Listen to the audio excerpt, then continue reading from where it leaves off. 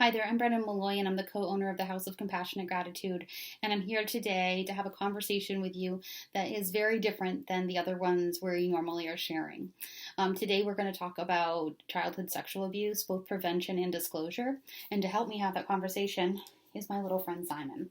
Simon is the character that is used by an organization called Stop Abuse for helping children understand what sexual abuse is and also how to disclose it and how to understand their body parts. He has a lovely little song that he sings. He is the main character of a marionette puppet show that takes place here in Hampton Roads. And if you don't live in the Virginia Beach, Hampton Roads area, you can also go on Amazon and get his book.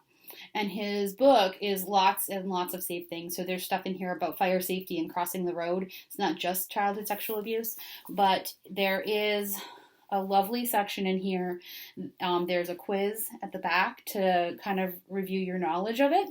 And you can see here that the character, her name is Lori, she writes her mom a letter to kind of explain what's going on with her, and her mom checks in, and they talk about your bathing suit area and the privacy that's involved in that, and the fact that Lori is able to talk to her mom. She talks to Simon and then her mom.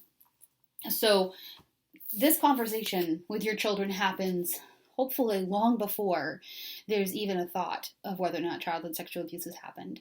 We all want to believe that it could never happen in our home or our community or our family, and that's a huge misconception. It's 1 in 4 girls and 1 in 6 boys are sexually abused before they turn 18. That is probably a grossly underreported number because I can't tell you how many adults I know who never reported. So they're not factored into that. So we want to encourage you to have conversations about your privacy, your personal space, your body parts, all of that with your children long before you have to question whether or not they're one of those children. So what I've done with my daughter when she was younger was we talked about safe people. And your safety people are not just people you're safe with. They're the people that you feel safe talking to when mom or dad are not available. So you can be unavailable for lots of reasons. But one of the reasons we come up with a list of safety people who aren't mom and dad is because sometimes mom or dad are the problem. And those we don't want to talk about that. I know it's hard, right? Even just saying it to you, I feel choked up over it. But it's the truth. More often, this kind of abuse is happening within your home. And, oh, sorry. Really, just even saying it to you today, being so public about it, is difficult. But it is something that touches our lives, and it is something that we have to talk about. And we have to accept that getting a little teary is completely normal because it's something that is so wrong in our society. So in creating this safety list, I asked my daughter who she would feel safe talking to if I wasn't available. And of course, she used to say things like, "Mama, just wait for you to get home, and I'd call you." And I loved that. That's so great that my child felt so safe talking to me. But I wanted to make sure she had people other than me because I might be at work. It might be a really important situation where I can't get to her fast enough. So we came up with other people. And in that list of other people, you need to really know who they are, not just, oh yeah, it's so-and-so's mom. You want to know who so-and-so's mom is. You want to make sure that they're listing adults with the capacity to take action. And that's the key, okay? Your child needs to be able to discuss this with adults that are capable of taking action. Because if you tell an adult and nothing happens, no questioning, nothing happens, then that wasn't really the safe person to talk to because they didn't know what to do. I'd like to believe that most people who don't do anything when they have this disclosed to them is because they don't know what to do. So we're going to get into what to do if you have a disclosure in a few minutes, but I want to come back to the safety list idea first. So going over this idea with your children is important. I had a list of 3, but I recently learned a new tactic that I love even more. And the idea is that you're going to take a sheet of paper and you're going to trace your child's hand, and you're going to have their safety people on their hand and on their handprint, because that's how we help people, right? So you might have mom and dad. That's good to have mom and dad on there. That's good. You don't want to prompt your child. You want to initially try to let them think of who they feel safe and comfortable with first. And if they're struggling or they're younger, then you can guide them. And I definitely had to do that the first time that I had this conversation with my daughter. So you might pick an aunt or an uncle, a teacher, a friend's parent, a grandparent, a family friend, but making sure there's diversity in that and that your child knows how to reach those people is really important. I mean, if it's a teacher at school, that's great all year long, but you don't want the safety person to just be the teacher at school, because what happens during the summer months? They no longer have a safety person. So having diversity on that list, making sure they know how to reach these people, that's all very, very critical for this to work.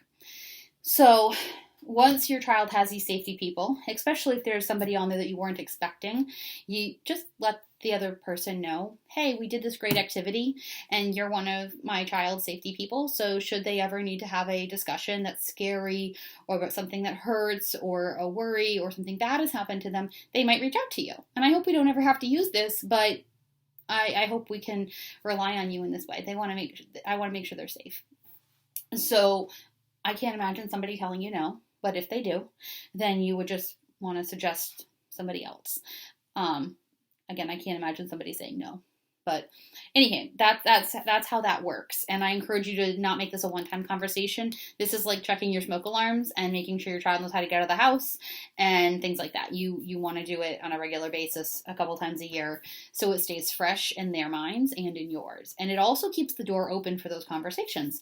So should something happen at sleepover camp, or with a situation outside your home, or a situation inside your home, there's names and resources. So once somebody has disclosed to you that this has happened, it's very important that you do something. And by do something, yes, you want to comfort them and let them know that you're going to help them take care of it. But then you need to take an action. And that's the part where we can get a little tricky as to who do we call and what do they do? If we watch Law and Order SVU, it looks like they go storming into homes with, the SWAT team.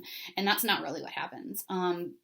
You can make a claim with a child protective service in your area. You can make a claim with your local police department, and they take over from there and they ask a lot of questions, and they oftentimes will go through a school if your child's in school to help question the child in a more comfortable setting.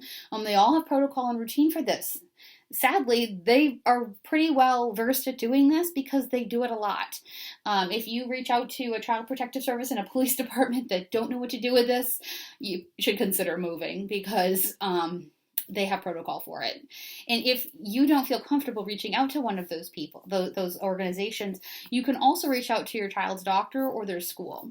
And the reason I bring up their pediatrician, like their doctor's office or their school counselor, is because those people are what we call mandated reporters. And those people are required by laws to have something in place to handle these kinds of disclosures. And they will get you to the right place. So if you go to these people and they're not the right place, you called the wrong kind of hotline, they're going to tell you where the right one is. And if the first place doesn't get you to the right place, call another one, because that's what they're there to do. Okay, this is not something where you hear them and you say, oh, honey, I'm so sorry, maybe you misunderstood, and you send them on their way. This is where a conversation needs to happen. This is about their safety. This is about trust. This is about protecting those who are too small to protect themselves. It really is. That's what it comes down to. You wouldn't let your child go play with a loaded gun unsupervised, and therefore it's the same kind of critical conversation. Okay, it's critical that you do this because it protects their innocence and their long-term health, both physically and mentally. The long-term repercussions of this kind of abuse, when not disclosed and not treated properly, can be catastrophic in someone's life. And it can be catastrophic in many, many ways, both personally on them, but also because there are some statistics out there that show that if you've been abused, you are more likely to go abuse others, in which case we are just spreading it and allowing it to continue. And I would like to be alive the day that we can say we eradicated this.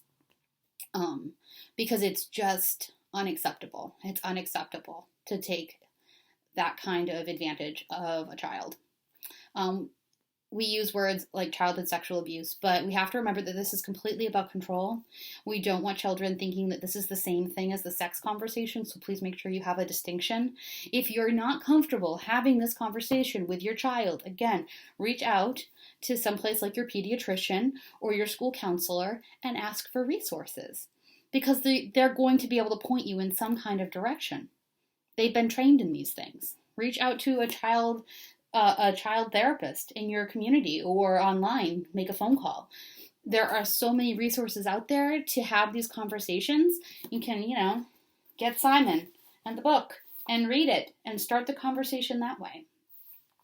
It is appalling how often it happens that somebody doesn't disclose, and all they needed to tell was to be asked, to have the conversation opened up by an adult that they trust. So having this open dialogue and being the person in your home that does it is incredibly powerful in preventing and stopping childhood sexual abuse. So I encourage you that throughout this month, you give this some thought. Maybe order this stuff online from Amazon or from their website. I'll put the links in the bio. In Virginia Beach, we're also doing a fundraiser in June, on June 10th, with the Beauty Tree Spa. I'm going to do a medium group for them, and it's limited to 10 people, just in case we're still keeping things small. And we are going to donate all the proceeds to Stop Abuse. They're having a tough year, as are many organizations like that financially, because they're supporting so many, and a lot of their revenue comes from fundraisers that have been canceled. So I encourage you in your community to reach out to those organizations and see how you can help so they can keep running, because the need is there. And sadly, there are children stuck at home with people who are doing unmentionable things. So again, take the time this month to have the conversations, to look over your resources, and really just arm yourself with knowledge. Arm yourself with knowledge and have the conversations for those you love. All right, I'm going to sign off with that. Thank you so much for listening, and have a really beautiful weekend.